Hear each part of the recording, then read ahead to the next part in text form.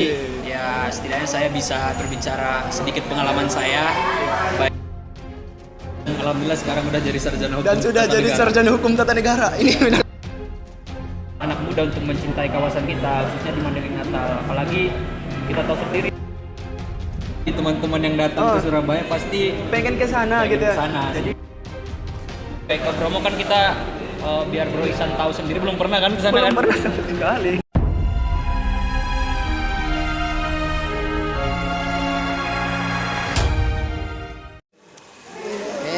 Bismillahirrahmanirrahim. Assalamualaikum warahmatullahi wabarakatuh. Senang sekali rasanya guys, saya Hurrisan kembali menyapa teman-teman setiap pendengar podcast kesayangan kita. Apalagi kalau bukan podcast pakai otak. Setiap Pakai orang, otak. iya, setiap orang punya cerita untuk dibagi. Dan saya sangat berbangga sekali karena saya kedatangan bintang tamu yang sangat luar biasa guys. Ini benar-benar momen yang paling ini ibaratnya mimpi yang menjadi nyata gitu guys. Gila banget. Iya. Saya benar-benar lama sekali ya ingin sekali mendatangkan bintang tamu kita ini seperti yang teman-teman sudah lihat. Alhamdulillah pada kesempatan yang berbahagia ini saya telah bersama bintang tamu yang luar biasa. Sebelumnya saya akan menyampaikan sedikit mengenai bintang tamu kita ini. Bintang tamu kita ini merupakan alumni dari kampus UIN Sunan Ampel Surabaya dengan mengambil jurusan hukum. Nah, nanti kita akan tanya dong ya kenapa kemarin dia mengambil jurusan hukum dan seperti apa sih rasanya menjadi alumni, apalagi sekarang kan pandemi pekerjaan itu kayak mana sih rasanya mencari kerja gitu ya. Nanti kita tanya juga kepada bintang tamu kita ini. Kemudian bintang tamu kita ini juga merupakan salah satu seorang pencetus dari Monday Organizer yang telah sukses menyelenggarakan camping pada tahun 2020 dengan mengangkat tema Camp Under the Sky. Ini benar-benar luar biasa. Under the Star. Oh, Camp Under the Star. Oke. Camp Under the Star. Nanti kita akan menanyakan juga kepada bintang tamu kita ini seperti apa sih perhelatan camping ini ya. Yang dengar-dengar ini benar-benar meriah sekali diikuti oleh pemuda-pemudi di Mandailing Natal. Dan yang tidak kalah luar biasa, bintang tamu kita ini juga memiliki hobi yang benar-benar anak muda banget gitu ya, gaul ya. Ini hobi musik dan juga adventure. Dan dengar-dengar dia dan dengar-dengar bintang tamu kita ini juga udah beberapa kali pergi ke atau menjelajah gitu ya, adventure dan mendaki. Ini salah satunya mendaki Gunung Bromo. Ini juga luar biasa. Ini luar biasa sekali, kita harus bahas ini Gunung Bromo. Nah, sebelumnya saya sapa dulu bintang tamu kita, Anel Renaldi Ansari. Hai. Bro. Oke. Bro Isan. Terima kasih ya, saya ucapkan terima kasih kepada sahabat Anil telah bersedia untuk mengisi konten podcast Pakai Otak. Sebelumnya saya persilahkan untuk Anil memperkenalkan diri kepada teman-teman. Ya, sebelumnya saya juga berterima kasih kepada Bro Isan yang sudah mengundang saya sebagai bintang tamu. Sebenarnya saya juga bingung bintang tamu di sini sebagai apa. Saya bukan seorang anak muda yang inspiratif ya, tapi ya setidaknya saya bisa berbicara sedikit pengalaman saya, baik itu mengenai perkuliahan di luar Mandailing Natal atau di Pulau Jawa, dan seperti yang telah disampaikan Bro Ihsan tadi mengenai kesibukan kami belakangan ini tentang Monday Organizer. Oke, nah itulah tadi teman-teman, kita telah mendengarkan sedikit perkenalan dari bintang tamu kita yang memiliki banyak sekali prestasi dan cerita-cerita pengalaman-pengalaman yang luar biasa ya. Jadi anak-anak muda harus nonton ini guys. Kita harus gali nih. Yang pertama, alumni dari kampus terbaik nih di Surabaya ya, UIN Sunan Ampel. Kemarin kenapa sih bisa memutuskan kuliah di kampus yang kita ketahui ini berada di Jawa ya, Jawa Timur, Surabaya. Ya, kemarin kenapa memilih kampus atau kuliah di sini? Nah, sebelumnya saya cerita sedikit mengenai latar belakang pendidikan saya kan di sini. Oke. Saya SMA di Madrasah Alia Negeri Panyabungan, dan kebetulan dulu waktu angkatan saya pada 2016 sama Bro Isan 2016. Rata-rata teman-teman itu pada ngambil di Sumatera. Saya lebih cenderung ke Sumatera Utara, yaitu USU. Ya. Di Sumatera Barat ada UNAN, Ya. UNP, dan ya berbagai macam universitas negeri lainnya. Ya. Nah, kebetulan saya juga dulu lahir di Surabaya, Bro Ihsan. Oh, jadi oke. Secara tidak langsung saya juga pengen balik ke ke tempat kelahiran Asal saya. tempat lahir gitu ya. Saya pengen Menempuh pendidikan gitu ya. Iya, menempuh pendidikan, terus kemudian mencari pengalaman baru. Soalnya kan rata-rata teman-teman kita yang lulus waktu itu kebanyakan kan ambil di Sumatera. Iya. Nah, kan karena itu saya pengen keluar dari zona nyaman saya bersama teman-teman di circle saya pada waktu itu. Mungkin seperti itu. Oke, jadi luar biasa sekali ya, ternyata sahabat Anil ini memutuskan untuk kuliah di Jawa. Ada salah satu alasannya ya karena memang beliau ini lahirnya di Surabaya gitu ya. Jadi istilahnya bisa sambil menempuh pendidikan sambil seperti mengingat-ingat momen-momen kembali kecil ya, waktu kecil ya. Kota kelahiran lah. Kota kelahiran. Berarti ada beberapa tempat mungkin yang menjadi tempat tempat favorit di sana. Nah, ini mengambil jurusan hukum. Alasan Anil kemarin memilih jurusan hukum itu bisa diceritakan nggak? Jurusan hukum sebenarnya alasannya tidak terlalu konkret sih. Istilahnya jurusan hukum itu sebenarnya rezeki saya. Oke. Sebelumnya kan saya nyoba di jalur SNMPTN ngambil di di universitas di ITS. Saya ngambil jurusan teknik elektro dan alhamdulillah saya tidak lulus pada waktu itu. Berarti nggak rezeki di situ ya? Kemudian saya juga nyoba di STAN, tinggi akuntansi negara kan. Waktu itu saya pernah sempat ikut bimbel juga di Medan buat masuk STAN dan alhamdulillah tidak lulus juga. Nggak rezeki juga. Kemudian saya pun nyoba di IPB waktu itu. Pokoknya nggak putus semangat ya? Saya ngambil jurusan kayak kemarin kalau tidak salah mengenai gizi. Ahli gizi gitu ya? Nah, gizi. Dan kebetulan semua jurusan yang saya ambil pada waktu itu pilihan orang tua saya. Nah, ternyata pilihan orang tua saya nggak ada yang lulus, Bro Ihsan.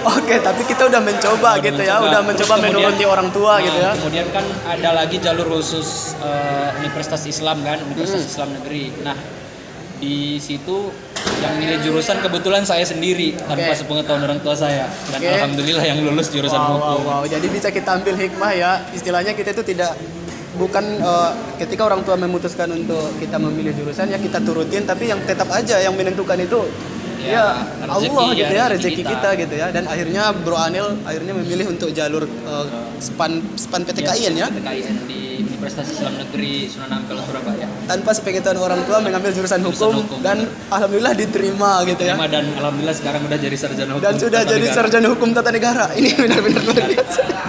Pasti orang tua bangga ya karena anaknya telah lulus dan menjadi alumni di jurusan hukum yang tentu jurusan ini pasti menjadi minat Bro Anil sendiri gitu ya. Nah, momen yang paling mengesankan waktu kuliah itu di bagian mana sih? Misalnya PBAK kah atau ada kegiatan-kegiatan studi banding atau KKL, bisa diceritakan nggak sih salah satu aja yang paling berkesan waktu jadi mahasiswa? Ini kan udah alumni nih. Biasanya paling rindu itu di momen-momen yang seperti apa sih? Mungkin bagi setiap mahasiswa pasti ada ceritanya masing-masing ya Bro Ihsan. Termasuk saya yang kuliah hukum di Surabaya. Ya kalau ditanya mengenai pengalaman yang paling mengesankan, menurut saya seluruh pengalaman yang di sana mengesankan. Seluruhnya mengesankan. Kenapa? Karena otomatis saya bertemu teman baru. Bertemu kebiasaan-kebiasaan baru, bertemu orang-orang hebat dalam bidang hukum lah misalnya. Pola pikir baru di sana gitu ya. Terus yang paling sinkron dengan jurusan menurut saya ini waktu magang sih. Waktu magang di Pengadilan Tata Usaha Negara. Soalnya Pengadilan Tata Usaha Negara kita tahu sendiri bahwasanya ada di setiap ibu kota provinsi. Nah, kebetulan waktu itu saya magang di Pengadilan Tata Usaha Negara di Jawa Timur di Surabaya dan bertugas sebagai hakim. Jadi mantap betul gak sih jadi hakim? Iya betul. Jadi apa yang kita pelajarin di dalam kelas akhirnya ya kita bisa dipraktekin di waktu magang. Akhirnya bisa Bro Anil rasakan sendiri bagaimana sih rasanya menjadi hakim. Sempat dikenakan nggak itu pakaian ya, hakim? Sempat saya memakai pakaian khusus hakim, apa yang namanya? Pakaian panitera gitu ya. Luar biasa sekali sih ya. Benar-benar momen yang tidak terlupakan lah karena mungkin ya inilah nikmatnya jadi mahasiswa gitu ya, bisa langsung merasakan apa yang menjadi program studi kita gitu. Luar biasa sekali sih memang Bro Anil. Saya yakin Anda adalah merupakan contoh pemuda inspiratif milenial kepada teman-teman yang mendengarkan juga. Nah, di sini saya juga masih punya pertanyaan, bagaimana sih ketika tadi Bro Anil mengatakan Surabaya itu adalah tempat kelahiran Anda gitu ya, dan tapi Anda tidak bisa dipungkiri menempuh pendidikan menengah atau SMP juga di Mandailing Natal gitu ya. Apa kemarin yang paling kultur budaya yang Anda rasakan di sana itu seperti apa sih bedanya? Atau mungkin kita tidak berbicara beda ya. Di sana Anda merasakan budaya mereka itu seperti apa sih di Surabaya?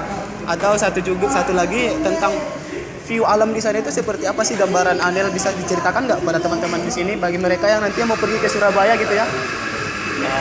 Mungkin kultur secara kebiasaan atau budaya udah jelas beda ya. Soalnya kita tahu sendiri kan, kita di Indonesia ini pasti memiliki suku yang berbeda-beda di setiap daerah masing-masing. Iya. Apalagi contohnya salah satunya itu bahasa. Iya.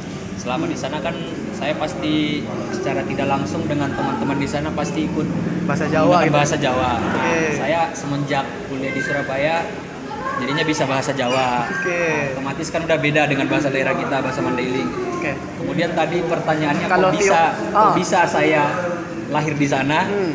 Kebetulan ini sedikit cerita mengenai orang tua saya berarti ya. Oke, boleh, Dulu boleh. orang tua saya setelah kuliah kebetulan kerja di Surabaya. Kemudian balik kampung ke Panjabungan, nikah ke Surabaya lagi sempat Oke. selama 2 tahun. Terus setelah dari Surabaya balik ke Medan, sempat tinggal di Medan. Saya di Medan sekitar 3 tahun sampai TK baru pindah lagi ke Panjabungan. Oke, riwayat pendidikan itu udah banyak ya. Alhamdulillah udah lumayan banyak lah. Terus mengenai keindahan alam tadi ditanya iya. Bro Ihsan. Wah, kalau keindahan alam mungkin sudah kita tahu sendiri lah, di seluruh negara kita pasti mempunyai view pesona-pesona Indonesia lah yang Oke. lebih kaya di seluruh dunia ya, Iya. termasuk Indonesia pusatnya kan. Iya. Kalau misalnya saya mau ke Surabaya nih, ketemu Anel, kemana lah kira-kira Anel bawa saya nih? Spot paling menarik. Kalau selama ini teman-teman yang datang ke Surabaya pasti pada minta kalau nggak ke Bromo pasti ke Malang. Oke.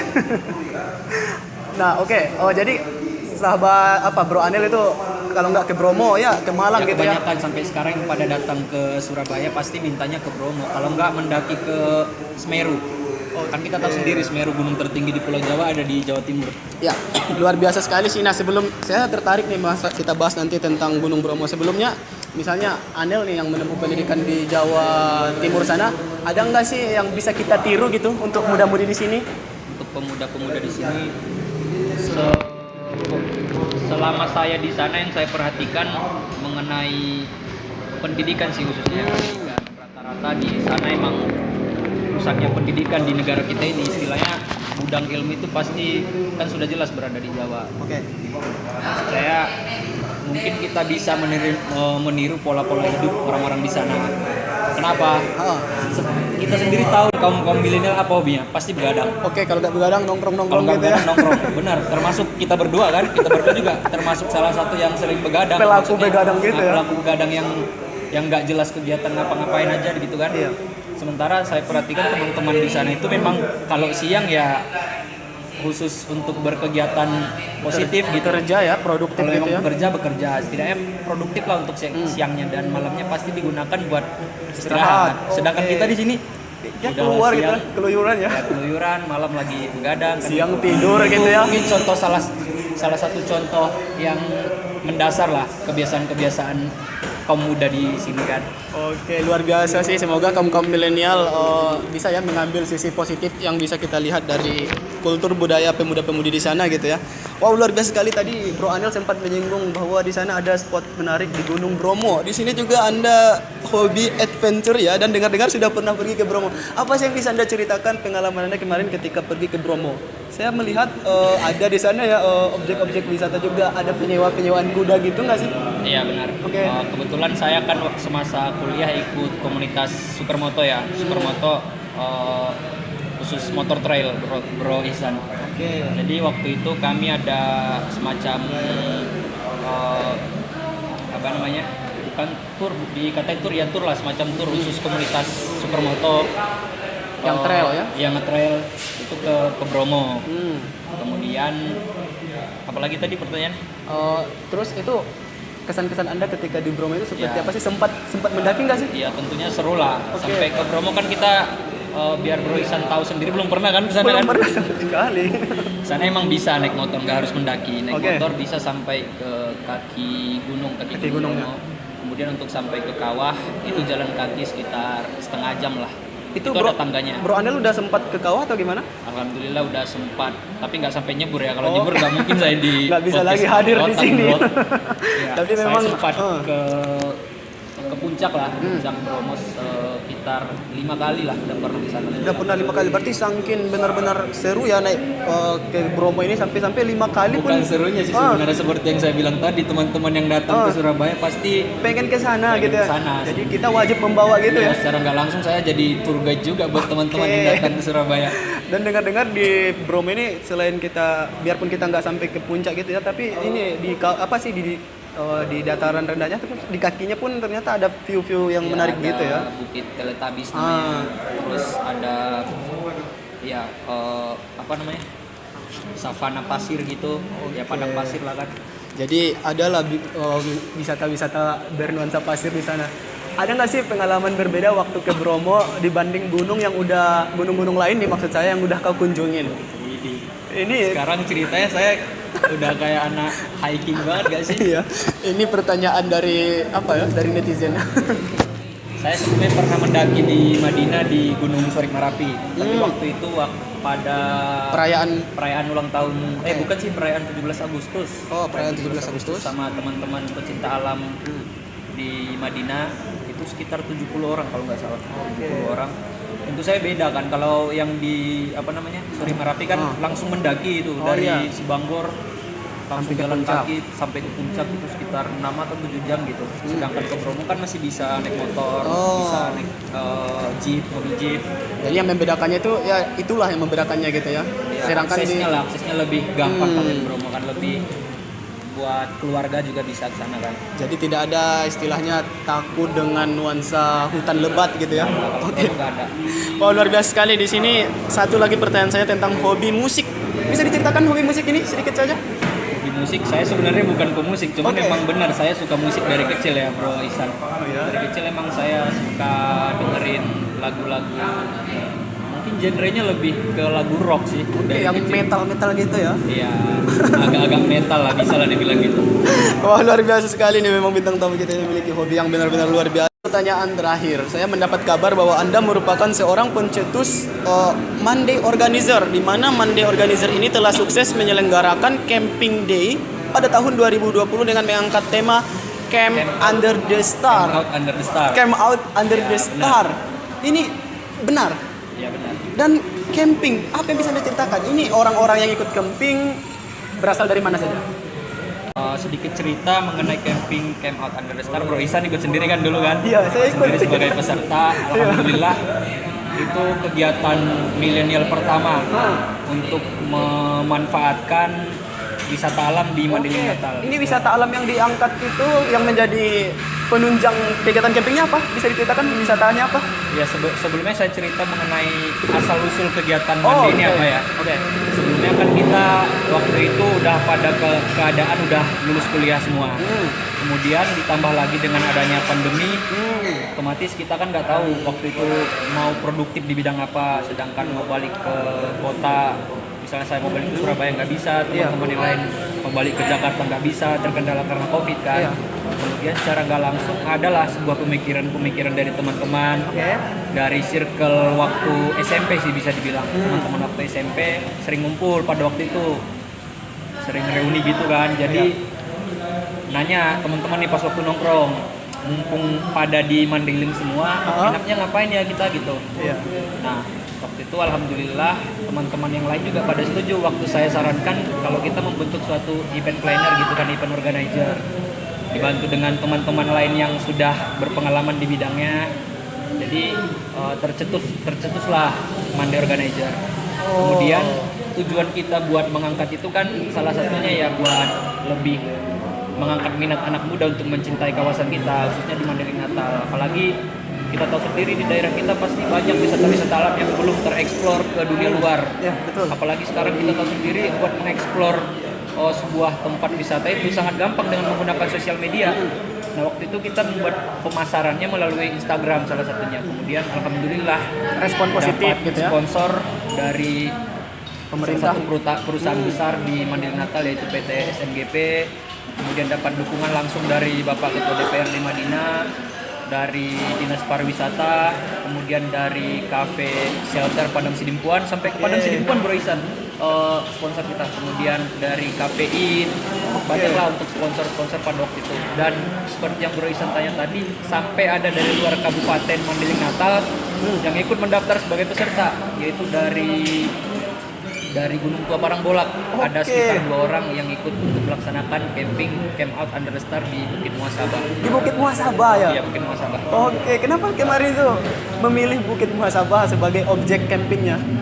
Ya kita tahu sendiri Bukit Muasabah kan selama ini dibangun untuk pemandangan ya, istilahnya buat city light di Panjabungan kan pasti bagus dari sana kalau malam. Buat view pemandangan seluruh Kabupaten Madinah kan seolah-olah 360 derajat gitu ya. Ya. Oke. Terpikir kemarin biar aksesnya lebih mudah, kemudian biaya nggak terlalu banyak untuk mengadakan suatu kegiatan, ya jadinya di situ. Sebelumnya sebenarnya kami pengen buat bazar Bro Isan. Oke. Bazar semacam Pertunjukan ya, gitu ya. pertunjukan semacam pokoknya Promosi. Iya, apa sih? promosi UMKM sekitar Penyambungan ini. Cuman karena terkendala di harus social distancing, Iya, betul. jaga jarak, harus mengurangi kerumunan. Jadinya kita kemarin buat camping. Di Muasabah. Itu juga kemarin dengan protokol Kesehatan yang ketat. Oke. Harusnya yang mendaftar sampai ke jam terakhir, 1 jam terakhir buat pendaftaran masih ada sekitar 100 orang yang mendaftar. Tapi dibatasi Terkendala karena kemarin Bapak Ketua DPR kebetulan menghubungi saya bahwa akan ada semacam razia dari Kapolres, tidak boleh melakukan keramaian. Jadinya kemarin sekitar 50 orang anggota yang ikut di Camp Out Under the Star. Wow, ini benar-benar cerita yang luar biasa ya, Bro Anil, teman-teman yang mendengarkan. Membuat sebuah event itu tentu bukan hal yang mudah gitu ya. Jadi dengan mengumpulkan beberapa ide dari teman-teman, beberapa pikiran dari teman-teman, akhirnya berkumpul jadi satu daripada tidak ada kegiatan selama pandemi gitu ya. Dan ada hikmah juga ketika pandemi ternyata bisa berkumpul dengan teman-teman yang harusnya susah untuk berkumpul gitu ya, dan akhirnya memutuskan untuk membuat sebuah event camping dan diikuti oleh pemuda yang bahkan ada yang jauh dari luar kabupaten gitu ya, datang untuk mengikuti camping ini. Dan juga ada beberapa pihak-pihak pemerintah dan perusahaan juga mendukung gitu ya, Ikut mensupport kegiatan ikut kemarin. mensupport. Dan benar-benar ini sebuah bukti nyata ya, ternyata bukti nyata bahwa Bro Anil dan teman-temannya ya cintalah dengan Mandailing Natal gitu ya, merangkul teman-teman yang ada di Mandailing Natal untuk momen-momen keagrapan gitu ya.